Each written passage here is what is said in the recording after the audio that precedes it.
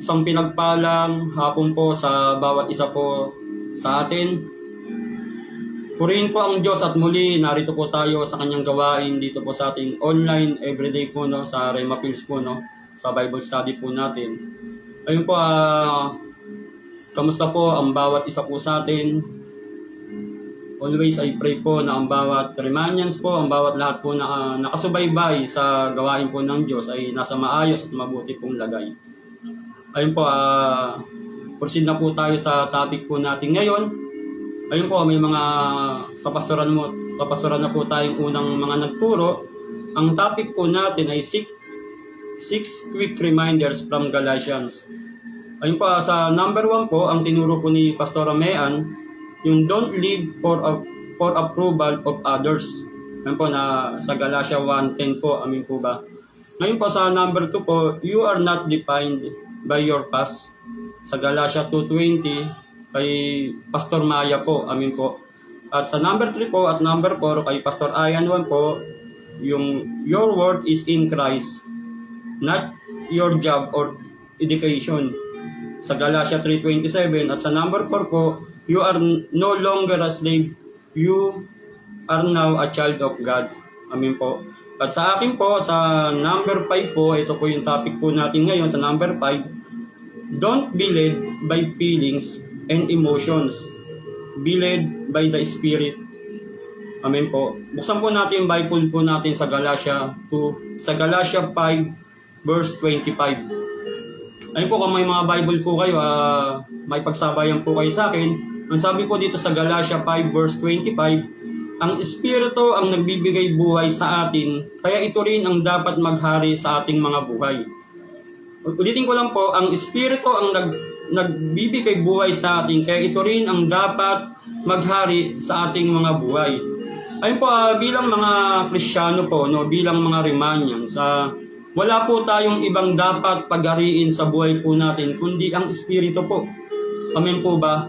Iba kasi yung kapag ang Espiritu ang nag-lead sa atin, dinadirect po tayo neto sa tama. Doon sa tamang landasin, doon sa tamang kalooban ng Diyos. Amin po ba? Huwag po natin payagan or hayaan na ang feelings and emotion ang manguna or umakay o kumontrol sa buhay Kristiyano natin. Pwede po kasi tayong makontrol or pangunahan or pwedeng umiral sa atin yung emotion or feelings. Amin po ba? May ang feelings po at emotion halos magkaparehas lang po sila ng meaning. Amin po ba? Halos lang po, kumbaga sa magkapatid po sila. Amin po ba? Ngayon po, ang may feelings po at emotion na tama. Amin po ba? At may mali naman po, no? Kasi kung kakausapin po tayo ng Diyos, mga kapatid, no, hindi po niya tayo kakausapin sa pakiramdam po natin or sa feelings or emotion. Hindi po tayo kakausapin ng Diyos yan. Kasi ang feelings po or emotion, nagbabago-bago po to. Kumbaga, nag-iiba po to ng kondisyon. Maaari, sabihin natin, masaya ka ngayon, pero mamaya, pwede ka na maging malungkot. Amin po ba? Maaaring malungkot ka ngayon, pero mamaya, pwede ka na maging masaya. Amin po ba? Ngayon po, yung may example po ako, yung tamang emotion po, parang ganito, yung tamang emotion or tamang feelings po, halimbawa, example po, kapag nagkamali ka po, ayun po, nagkamali po ako bilang isang Kristiyano, ngayon po, tama po ba na i-correct po ako ng leader ko? Papagalitan po ako ng leader ko. Amin po ba, mga kapatid? Ngayon, ang tamang response po, o yung tamang feelings, tamang emotion mo, dapat ay humble ka lang. Siyempre, nagkamali eh. Humble ka lang at the same time, tanggapin mo yung correction. Hindi yung aalis ka. Hindi yung mag-walk out ka. Amin po ba? Dapat tayong mga Kristiyano ay madali tayong magpaayos, madali tayong tumanggap, or madali tayong magpakorek. Amin po ba? Hindi tayo lumalaban. Amin po ba? At yung maling feelings or emotion naman, kapag nagkamali ka, pag pinagalitan ka ng pastor mo or ng leader mo, kinorek ka, ang maling feelings or emotion ay yung lumabang ka. Or yung mag-walk out ka, o hindi mo tanggapin yung pagkakamali mo. Amin po ba? Kasi kapag iyan po ang umiral sa atin, yung maling emosyon, yung maling feelings, sigurado po, mawawala po tayo sa kalooban ng Diyos. Mabilis po itong magpabagsak sa isang Kristyano. Mabilis po itong magpaalis sa isang Kristyano sa kalooban ng Diyos kapag pinairal po natin yung emotion po natin, yung feelings po natin. Kaya nga po bilang isang Kristyano po, no, bilang mananampalataya, we walk by faith, not by sight, not by emotion or feelings. Dapat ang nabubuhay po tayo sa pananampalataya, amin po ba? Nabubuhay tayo sa Espiritu. Amin po ba? Yun ang dapat na mag-lead sa atin. Yun yung dapat na maghari sa atin. Sabi po ng Galatia 5:16 po, basahin ko po sa inyo. Ito ang sinasabi ko sa inyo, sabi ni Apostol Pablo, ang Espiritu ang gawin ninyong patnubay sa inyong buhay. Yan po. Ang Espiritu ang gawin natin patnubay sa ating buhay Kristyano. Amin po ba? Kasi mahirap po na kapag yung isang Kristyano, nakadepende siya sa pakiramdam. Nakadepende siya sa damdamin or emotional feelings. Kasi marami na po akong mga kakilala na Kristyano na nawala sa paglilingkod sa Diyos. Bakit? Kasi ang umiiral sa kanila itong feelings and emotion. Sabi nga ni Pastor Boy dati na huwag kang magdidesisyon nang galit ka. Amin po ba? Marami kasing mga Kristyano na kapag umiiral yung emosyon, umiiral yung feelings, nandun po na yung galit po, yung nabubuo. Amin po ba? Kaya magkakamali tayo ng desisyon kung ito po yung umiiral po sa atin. Amin po ba? Kaya sabihin nga po natin, ang Espiritu ang dapat maghari po sa puso ng bawat isa. Amin po ba? Mahirap pong pagkatiwalaan ang emosyon or feelings. Pwede mo bang pagkatiwalaan to? Ang marirekomenda ko po sa inyo ay magtiwala po tayo sa salita ng Diyos. Amin po ba? Magtiwala po tayo sa sinasabi po ng Diyos. Kasi ang pinakamagaling magpayo po, walang iba po kundi ang Bible po. Ang sabi nga ng Bible sa Proverbs 29 verse 1, ang taong ayong magbago ay hindi maliligtas. Ang hindi makinig ng payo ay mapapahamak. Ayun po, no, bibigyan ka po ng payo ng Bible na pinaka-mainam para makalakad ka sa perpektong kalooban ng Diyos. Itatama ka ng payo ng Diyos. Amin po ba? Ngayon, naalala ko po yung time na nag-workers po ako, no, yung nag-worker po ako. Naalala ko po yun sa lugar ng Laguna, sa may Calamba po, no, sa Banyadero po. Ang alam ko po, kami po yung nag-open dyan ng church. Hindi po ako nagkakamali.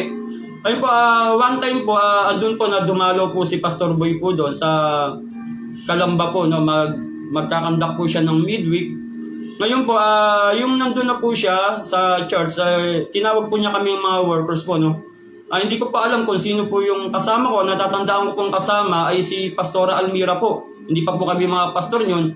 At meron po akong may isa po kaming kasama na nakalimutan ko na po. Ganun po talaga, pag nawawala kay Lord, nakakalimutan. Amin po ba? Pero wag po natin kalimutan ipag-pray pa rin. Amin po ba? Pero nakalimutan ko yung pangalan eh. Ngayon po, kinausap po kami ni Pastor Boy. Ang sabi po niya sa amin, no, sa aming mga workers, 3 po kami yun, tinanong po kami ni Pastor Boy. Ang sabi po ni Pastor Boy, anong tingin nyo sa akin? Or anong nararamdaman nyo sa akin? Nanlalamig ba ako? Or mainit sa paglilingkod? Ulitin ko lang po, ang sabi po ni Pastor Boy, kung siya ay nanlalamig or mainit sa paglilingkod sa Diyos. Siyempre, ang sagot po ng bawat isa, Pastor Boy, mainit po kayo na naglilingkod sa Panginoon ngayon. Ngayon, ang sabi ni Pastor Boy, mali kayo. Ako ay 1 taong nang nanglalamig. Ulitin ko lang po, ang sagot po ni Pastor Boy ay 1 taong na pala siyang nanglalamig sa Panginoon, sa paglilingkod sa Panginoon. Pero ang sabi po ni Pastor Boy, sa kabila ng siya nang lalamig, 1 taon na siya nang lalamig, hindi niya hinahayaan na ang panlalamig ang kumontrol sa buhay Kristiyano niya. O sa sarili ni Pastor Boy na ang panlalamig ay yun yung kumontrol sa buhay niya. Kaya po, ang sabi ni Pastor Boy, sa kabila na nanlalamig ka, hayaan mo, kasi normal lang po yung panlalamig, amin po ba? Darating yan sa buhay ng isang Kristiyano. O sige, sabihin natin, magsasawa ka, darating yan. Darating yung mapapagod ka, etc., etc., iba-ibang feelings na pwede mong maranasan. Pero wag po nating hayaan na yun po ang kumontrol sa atin. Sa halip, kontrolin po natin sila. No, amin po, tayo ang kumontrol sa kanila. Kaya nga po, sabi po dito, wala po palang problema sa panlalamig natin kay Lord. Wala pong problem dyan. Darating tayo dyan, tatamaan tayo dyan. Ang problema ay kung hindi po natin makontrol ang panlalamig, kumbaga hindi mo kayang kontrolin yung panlalamig mo sa Panginoon. Kumbaga hindi ka gumagawa ng effort o hindi ka gumagawa ng kaparaanan para makontrol mo yung panlalamig. Kumbaga hinahayaan mo lang siya na ito ang mag-lead sa'yo. No? Amin po ba? Emotion to at feelings to na yung panlalamig ay pwedeng kumontrol sa buhay Kristyano po natin. Kaya dapat tayo po ay kontrolado po natin yung emotion at feelings po natin. Amin po ba? Para hindi po tayo mawala sa paglilingkod, hindi po tayo mawala sa kalooban ng Diyos. Hindi po tayo dapat ang makontrol ng feelings at emotion, kundi tayo po ang dapat ng kumontrol dito. No? Ito po, emotion and feelings can destroy, can ruin our Christian life. Ulitin ko lang po, emotion and feelings can destroy or ruin our Christian life. Ayun po, pwede pong masira, pwede pong mawasak ang buhay pagka-Kristyano mo. Mawawala ka sa paglilingkod, aalis ka sa paglilingkod, titigil ka sa paglilingkod, mangiiwan ka. Kung pairalin po natin itong emosyon na ito at yung feelings na ito, kundi po natin paghariin ang Espiritu sa ating buhay. Amin po ba? Dapat ang Espiritu ang siyang maghari sa ating buhay tulad ng binasa sa Galatia 5:16 po at sa Galatia 5:25 po. Ang Espiritu ang nagbibigay buhay sa atin, kaya ito rin ang dapat maghari sa ating mga buhay. Amin po ba? Naalala ko rin po na sa time ni Eva at ni Adan po, no? Yung natukso po sila. Amin po ba? Natukso po sila. Ngayon, di ba may pinagbabawal po na bungang kain na pinapakain po ang Diyos.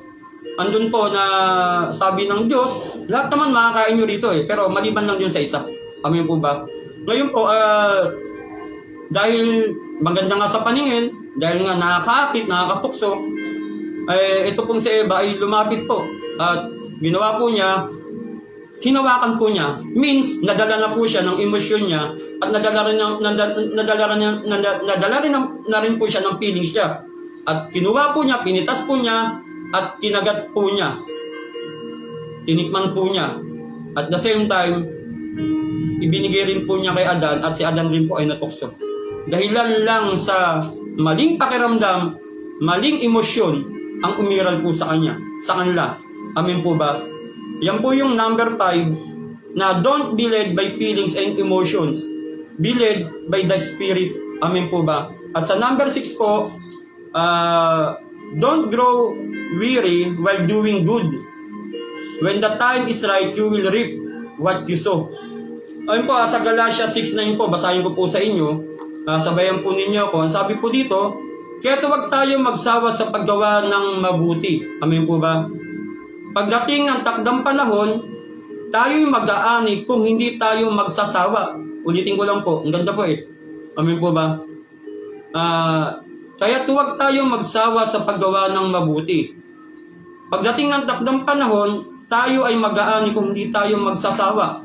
Ayun po mga kapatid, ang sistema po ng Diyos sa ating mga Kristyano, sa ating mga tao dito sa mundo, ay kung ano yung tinanim mo, ay siyang aanihin. Kumbaga, kung ano yung binitawan mong, ay siyang babalik sa'yo. No? Ito po ang sistema ng Diyos. Kung ano po itanimin natin, ay yung paanihin po natin. Kapag nagtanim ka po ng santol, hindi naman po pwede, naaani ka ng pakwan. Amin po ba? Siyempre, kung ano yung tinanim mo, santol pa rin. Amin po ba? Kaya bilang isang Kristyano po, huwag kang magtatanim ng sama ng loob. Dahil sigurado, aani ka rin po ng sama ng loob.